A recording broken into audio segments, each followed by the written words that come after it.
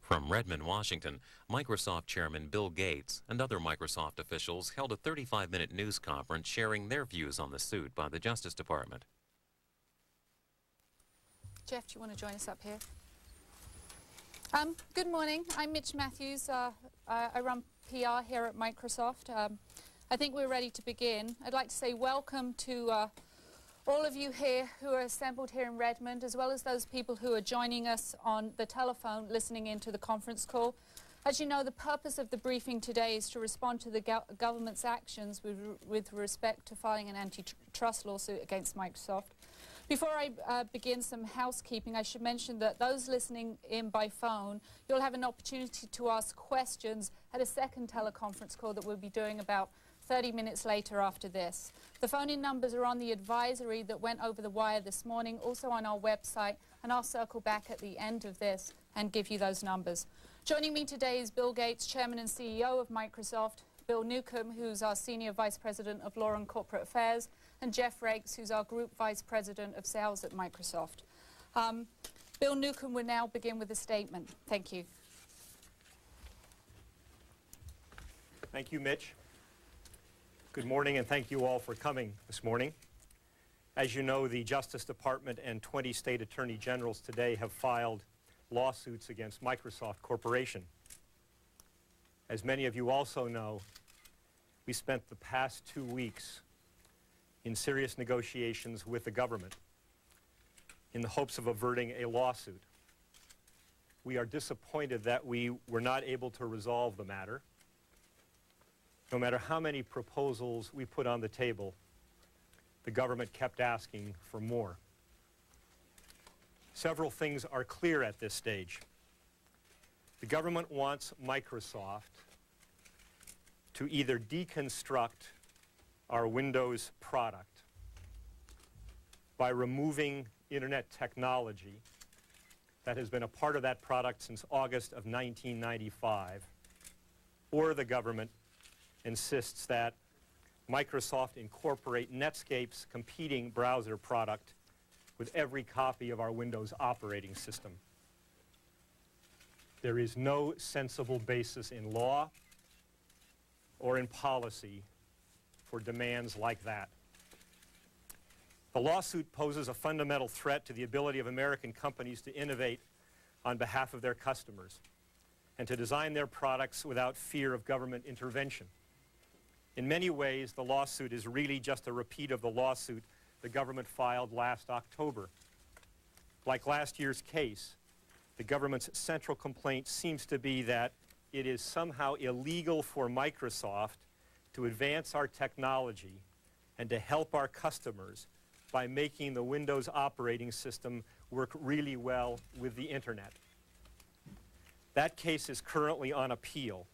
We're expecting a decision soon from the District of Columbia Court of Appeals.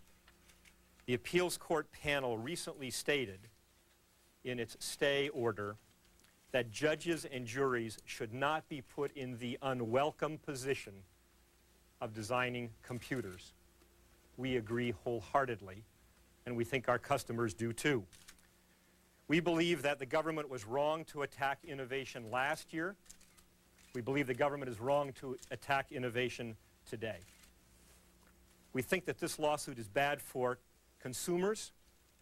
It's bad for software developers who are building upon Windows technologies, and it's bad for all companies that compete through innovation. The government's case seeks to turn innovative conduct into unlawful conduct. Microsoft has devoted enormous resources to develop a state-of-the-art Windows user interface. The government now demands that we give up the right to display the Windows user interface, a fundamental part of our operating system. When consumers turn on the new PC for the first time, the user interface is an integral part of the computer operating system. It's appropriate for consumers, it seems to us, to see the Windows interface at least once. After that initial boot, consumers already have complete freedom to replace the Windows interface, and computer manufacturers already have broad flexibility to customize the Windows desktop. We don't believe there is any legal basis for any of these demands by the government, and there is certainly not any consumer benefit.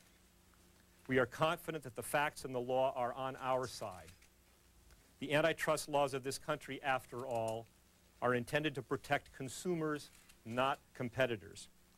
We will vigorously defend the fundamental principle in this case, the freedom of every American company to innovate and to continually improve its products for its customers. And now Bill Gates will make a statement.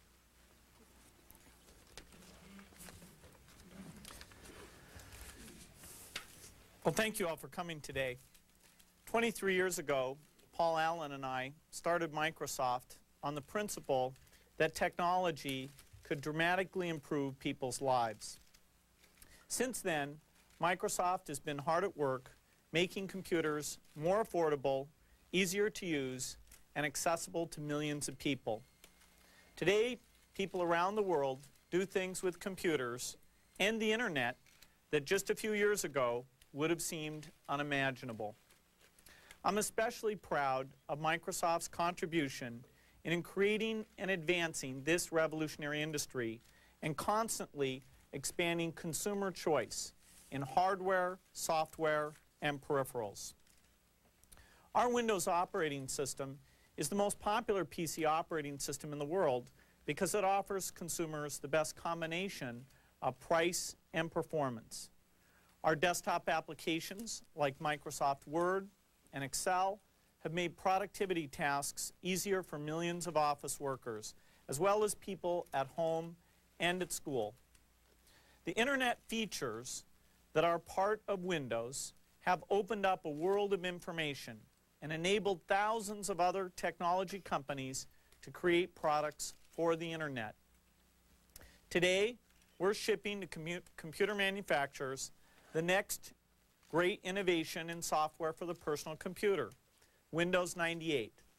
Yet, ironically, on the same day that we're shipping this new consumer product, federal and state regulators have taken the unprecedented step of trying to intervene in America's most successful and growing industry by trying to promote their ideas of software design. This is a step backwards for America, for consumers, and for the PC industry that is leading our nation's economy into the 21st century. How ironic that in the United States, where freedom and innovation are core values, these regulators are trying to punish an American company that has worked hard and successfully to deliver on these values. We believe an antitrust lawsuit is counterproductive, costly to the taxpayers, and ultimately will be unsuccessful in the courts. I'm very disappointed we couldn't reach an agreement with the government. I would have liked nothing more to settle this matter without a lawsuit. That's why we spent so much time in intense negotiations with lawyers for the federal government. It's why we put forth in good faith substantive proposals despite the fact we feel the government's claims are without merit. Demands that Microsoft completely hide its Windows user interface and its internet technology from PC users, and that we ship Netscape's competing software with every copy of Windows, all appear to benefit a single competitor at the expense of consumers. Forcing Microsoft to include Netscape's competing software in our operating system is like requiring Coca-Cola to include 3 cans of Pepsi in every 6-pack it sells. The changes the government is demanding on the boot-up screen is like telling Coca-Cola that it must remove its name from every can of soda. And saying that we must remove internet technology from Windows is like telling Coca-Cola that it must take something out of its formula. This kind of government intervention, citing from the U.S. Court of Appeals ruling last week, would, quote, put judges and juries in the unwelcome position of designing computers. This suit is all about Microsoft's right to innovate on behalf of consumers, the right to integrate new technologies into the operating system as they develop. Under the rules the government regulators want to apply, Microsoft not only couldn't integrate internet technology, but we also would never have been allowed to integrate graphical interface or memory management or networking support, things that have allowed the PC industry to thrive and offer such amazing choices for consumers. If protecting government consumer choice is the government's goals, it won't be achieved by trying to curb the kind of innovation that Microsoft has offered consumers over the last 20 years. Computer users today have more choices than ever before. PC users can already choose between Microsoft's Internet Explorer and any other web browser. And computer manufacturers are free to install Netscape browsers on any computers they sell. The regulators complain about lack of choice, but they have the facts wrong. Huge numbers of users today easily choose whatever browser they want. Computer manufacturers choose to configure the first screen differently. They choose to add any browser. They choose to market whatever productivity software they want. Windows has helped grow an industry of millions of software developers worldwide, opening up new choices for consumers every day. We have promoted choice while bringing consumers the latest advances in technology. Interfering with the freedom to innovate through lawsuits like these will limit, not expand choice. Despite today's actions, I'm enthusiastic about the great things we're working on at Microsoft in partnership with thousands of other American technology companies, companies who share our vision of high-performance, affordable computing. We're going to stay very focused on building great products while we resolve this issue in the courts, because it's important to continue the progress we've seen in this industry. It's important for consumers, and it's important for America, because the technology industry really is our nation's economic engine, driving 25% of our economic growth and employing more than 7 million Americans. In every corner of America, the personal computer industry today is touching someone personally, with a job selling software at the CompUSA store in Lexington, Kentucky, creating the next killer software application in a garage in Boston, building a computer at Dell's Round Rock, Texas plant, or designing a more powerful microchip at Intel's operation in DuPont, Washington. There isn't an industry in America today that is more creative, more alive, and more competitive. And the amazing thing is, this all has happened without any government intervention in design. Indeed, it has happened precisely because companies like Microsoft, Compaq, Dell, Intel, IBM, Sun, Netscape, and many, many others have all been free to explore the frontiers of innovation and creativity without the government telling them how to do it. I'm confident that in the end, America's judicial system will uphold our right to innovate on behalf of consumers. While I am disappointed by today's actions, I look forward to presenting our case in court and continuing to create great software for consumers. One thing I'd like to do quickly before we move to Q&A is to ask Chris Capicella, one of our product managers, to come up and just quickly give us a quick tour of what the first screen looks like on typical computers today. Come on up, Chris. Thanks. Let's head on over. Well, hello, everybody. PC makers have a lot of flexibility in the way they configure the first screen that their consumers see after they turn on the computer for the first time. To illustrate this point, we went out and bought 5 brand new PCs late last week from retail stores in our area.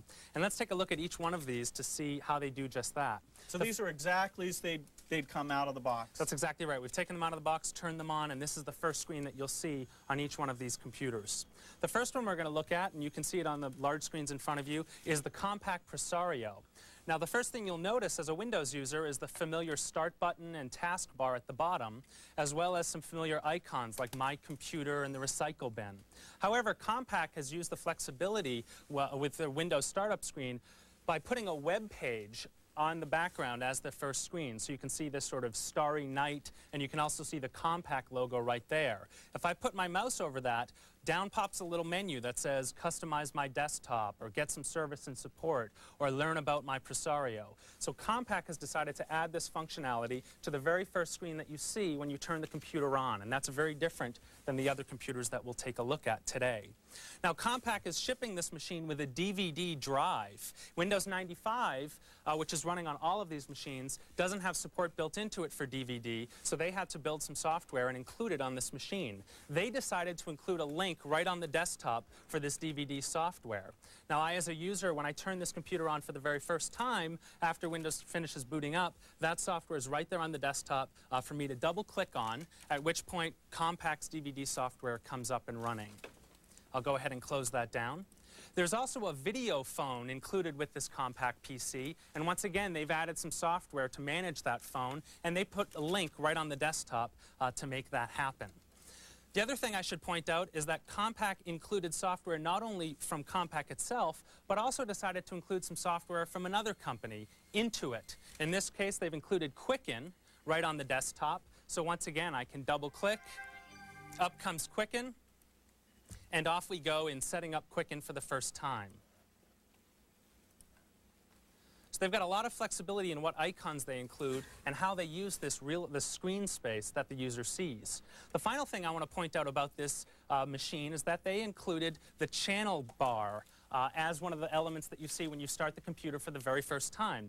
This makes it very easy for consumers to go out to popular websites by just clicking. You can see the America Online channel is there, the Pointcast channel is there, and Compaq even built their own channel and put that one click away from any of their consumers. Just click there, you'll go out to Compaq's website. Now, one thing I should point out is that Compaq's done a lot of work here, but consumers, it's very easy for them to customize the first screen that they see. For instance, if I want to delete the Microsoft Network channel, I can just pick that up and drag it right into the recycle bin, and now that's going to disappear from my bar. If I right-click on another one, I can choose Delete, say yes, and now that'll disappear as well. If I want to reorder it, I can drag this up, and in fact, if I don't like the channel bar at all, I can just click the X, and that'll go away, and now that's gone from my first screen. So that's quite a long look, actually, at the Compaq Presario and what they've done. Let's move on to our second machine, and we'll go a bit faster through the rest of these. Let's switch over to the HP Pavilion, which is the second machine that I have up here. We'll give it a second here so you can see the screen switch over. There it is. Now you'll notice, Bill, that the HP looks incredibly different from the Compaq in the way HP is branding this. Sure, the taskbar is still there with the start button and my computer and the recycle bin. Those common elements are there, but they've decided to put the HP Pavilion right on the background, their logo, and in fact, they even have an enticement for me to register this machine with HP. They say go ahead and double click on the icon called Free, and I'll be able to play SimCity 2000 after I'm done registering. So HP has taken a completely different approach, and in this case they're trying to get me to register the product, and they put that right on the desktop. The other thing I should point out is that they've customized not only their desktop, but also the start menu. You notice these two additional icons are right here. One is called the Personal Guide. I'll go ahead and run that. This is a piece of software that HP has written to give the user the type of interface they want to explore their personal computer. So you can see I can get answers to common questions, I can get on the internet, I can even click on the software icon here, and now HP is going to walk me through what software is preloaded on this HP machine. If I click on Finance, you'll notice Quicken comes with this machine. If I click on Fun with Photos, you'll notice some other third-party software comes with this machine. So HP has really decided how they want their users to navigate through the machine while still keeping the common elements that every Windows user expects to be there on that PC. Let's move over to the Packard Bell. This is our third of 5 machines. And the Packard Bell is a very simple desktop. They just chose to put a custom wallpaper on their screen that says Packard Bell. But they chose to include some software called KiddoNet. This is a little simple browser that they wrote that is targeted towards kids. It'll let me get out onto the internet to some kid-friendly sites. It'll even let me play some little games here that young kids in particular are going to like. Boy. So right on their desktop, they've decided to include links to special software that they put together. The last thing I want to point out on this PC is the Navigator Assistant This is, again, a piece of Packard Bell software. When I double-click on that icon, sure enough, you're seeing a slightly different little interface here that lets me navigate through my machine. I can get support, I can get connected to the internet, I can click on software, and it'll bring up a little window that lets me explore what software comes preloaded on this machine. Very different than HP software. Again, what kind of entertainment is on the machine, what kind of finance and productivity, they're including Quicken also, what kind of graphics software, how to get online, etc., etc. That's a quick look at Packard Bell. Very different than the other two. Let's move over to the Sony machine. This is the Sony VAIO machine, and this is a very dramatically different looking screen than the other three we've seen. They have decided to put a web page on the background of their computer, and what this means is that the user can mouse over these different links and right from the desktop click on any one of these to get information about them. Notice that they've got a little program called the VAIO Space 2.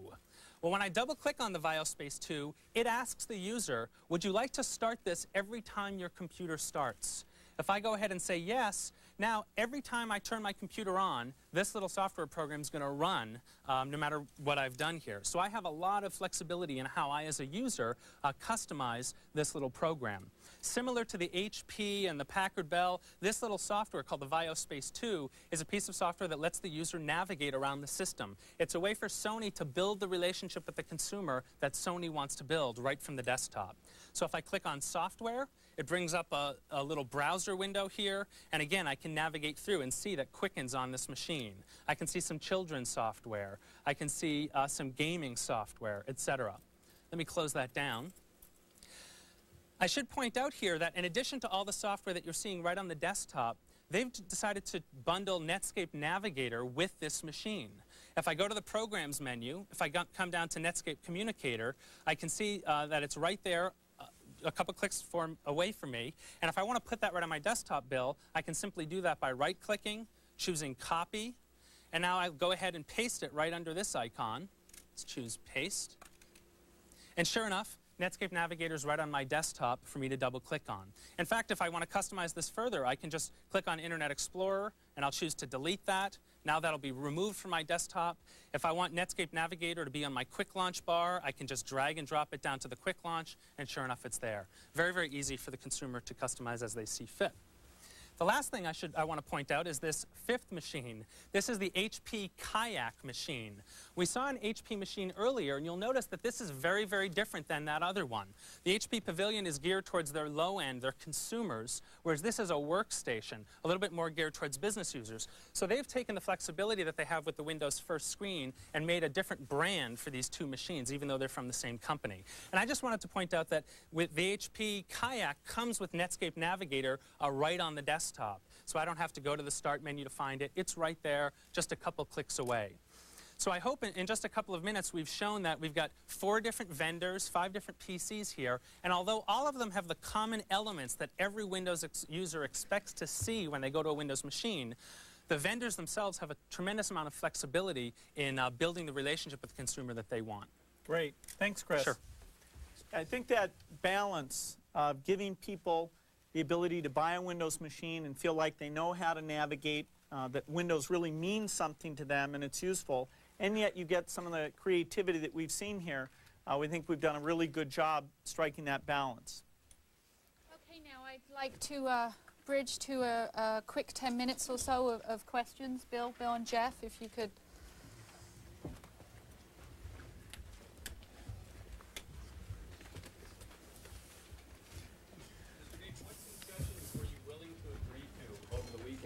Talks. Well, we were very creative in coming up with ideas like putting a Netscape link on every copy of the desktop and many other things.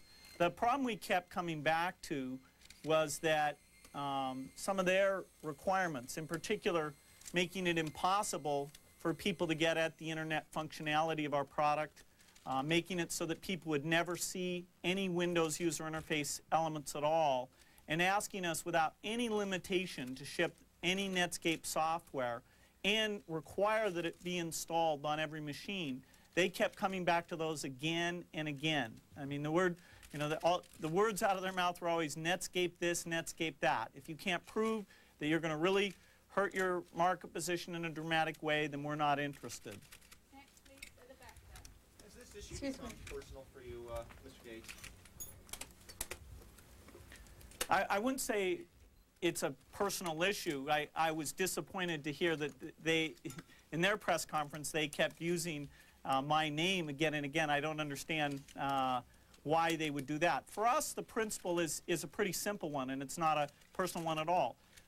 The success of the PC industry has come because the platform has improved, and that's included ideas like graphical interface being integrated in, ideas like memory management, file system management. The browser is just a way of displaying information, and that's been part of the concept of the operating system from way back. And us supporting the internet is a good thing, allowing that information to be on your hard disk and you display it one way, or that it's out on the internet. And in Windows 98, there are great examples of that. Things like getting rid of the help system, so you're using the browser when you do help. So you can get that locally, you can go out to the internet. The browser is there, it's an integral part of the system, and the only key element in this dispute is they disagree with that design decision. Our decision to design the browser in, they don't like it. They want us to engineer so that that gets taken out, and so that any new feature we do in the operating system, people have to go and buy those hundreds and hundreds of pieces all individually. What are some of the specific things that your company and other software companies are going to have to do while this litigation, do differently while this litigation is going forward? Are lawyers going to have to be more involved in your operations? Will there be any projects slowed down? Some specific examples, if you would, please. Well, I think it's going to require some real leadership to make sure that we're not at all distracted, but I don't see any reason why we should be. The principles that the company has always stood for, those are principles that are encouraged. The results that have come out in terms of the choices in the PC industry, we couldn't be more proud of what's come out of that work, and we're going to continue down that path. Certainly there will be a substantial expense to the government and a substantial expense to Microsoft in going through this lawsuit. The most comparable example is probably the IBM lawsuit. And you can look back and see what a waste of resources was involved there. But Microsoft is going to keep doing new products, whether it's Windows 98, Windows NT, new versions of all our products, including simplifying things for customers. Maybe you want to add to that. As I spend nearly 100% of my time with our customers and our partners, it's very clear that what they're expecting us to do is to continue these innovations and continue to integrate them in order to both simplify the experience for the user, as you were able to see in some of these presentations, plus, in addition, it opens up for software developers all kinds of new things for them to do. In other words, it enables a great deal of choice. We, as a company, have to and will continue to be very focused in on that fundamental customer principle, because that's what's made this industry great. To what extent do you understand that the government actions apply to Windows NT in both current and future versions? Well, their basic principle that we shouldn't be able to put in new functionality, including in particular their disagreement with our design of putting the browser into the operating system. That's a very broad set of things that obviously would affect all the different forms of Windows.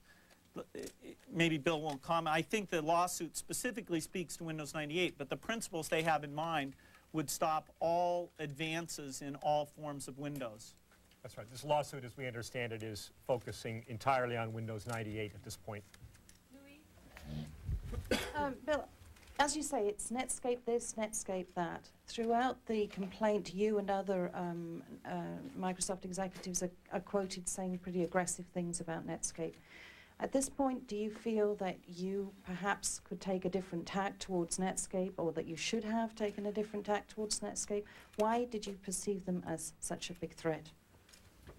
Well, Microsoft has many competitors. One of those competitors is Netscape. And there should be no confusion about the fact that they took their software platform and positioned that as a very head-to-head competitor to Windows. And they were very explicit that if they were successful, it would make Windows completely unimportant and make it fail in the marketplace. That's fine. That's competition. And we saw ourselves as needing to improve Windows in a lot of ways. We went to customers, talked to them about how we do those improvements. One of the improvements that we and every other operating system maker has moved towards is building the browser into the operating system and doing better and better integration with that browser. And so it's no surprise to me that there's quotes from inside Microsoft that say, hey, let's go compete, let's do a better product. In fact, you know, one point I'd like to come back to is, why have our internet technologies been successful? It's because as we moved to Internet Explorer 3.0, as we moved to Internet Explorer 4.0, we did a better product. Now, there's still plenty of opportunity for them to do a better product. These products are primarily distributed across the internet. There's no foreclosure in any way of the ability to distribute products across the internet. Whoever's got the best product out there on the internet, millions and millions and millions of people will download the best product. And so, you know, we compete with them. We both have the internet open as a distribution vehicle. I'm very proud of the work we did with Internet Explorer 4.0, and we're continuing to make those innovations. Okay, let's take two more questions. Down here at the front. What is the limit of the compromise that you're willing to reach here in this deal with the government? Well, I don't think that asking us to ship a competitor's product in a totally open-ended way and force that on all Windows end users is an appropriate solution. I don't see any reasonable policy behind that. I don't see any legal basis behind that. So as long as they have that as one of their demands, we are going to need to resolve it in the courts. Likewise, as long as it's their position that all these new features we put into Windows, that they disagree with those design things and they want us to go back and re-engineer Windows to take those integrated features out, as long as they believe that, then we'll also have to turn to the judiciary. You know, both Bill Newcomb and I did mention the statement of the appeals court in the granting of the stay that was made last week. And I'd encourage everyone to go look at that sentence and understand exactly what that means about how the appeals court views our ability to design products. Okay, one last question. Did Microsoft and Netscape have meetings to discuss whether or not to divide up the browser market? And if so, how do you respond to that? And right now, secondly, are you planning to talk with Netscape to possibly work out some arrangement outside of the courts? Well, the first is absolutely not. We never had any meeting of that kind in any way, shape, or form. And that's the kind of outrageous leak and outrageous lie that we're hearing in this case, that, you know, fortunately in the court proceeding, the facts will come out in a very straightforward way. It is true that we went and licensed the original University of Illinois browser through a company called Spyglass. And we shared that fact with Netscape, and they asked for several meetings. We sat down and talked to them about technical cooperation and information we could provide to them. They were asking us to license and distribute their browser. We chose not to do that. You know, I think the facts speak very, very clearly for themselves. As soon as we saw the importance of the internet, we talked about the browser being a feature of the operating system. And that was before Netscape was even founded as a company. Netscape very clearly decided to go out and compete with us in a very direct head-to-head way, and that's fine. We've invited them to all of our developer conferences. They've had early versions of the software development work we're doing so they can build on top of the Windows platform as they choose. So that kind of technical sharing will continue. But the main relationship we have with Netscape is they're a competitor. And so in the marketplace, we'll both be improving our browsers and seeing which one people happen to choose. Well, thank you. That concludes our conference call. As I said earlier, there will be a telephone conference call for those that were listening in so they can ask questions. So Bill Newcomb and Jeff Rakes will be on that call. It will be starting in the next 15-20 minutes at approximately 12:30. The numbers for that are 1-800-857-9797 9765. And for those people outside the United States, the number is 212-547-0301. Thanks all for coming. Thank you.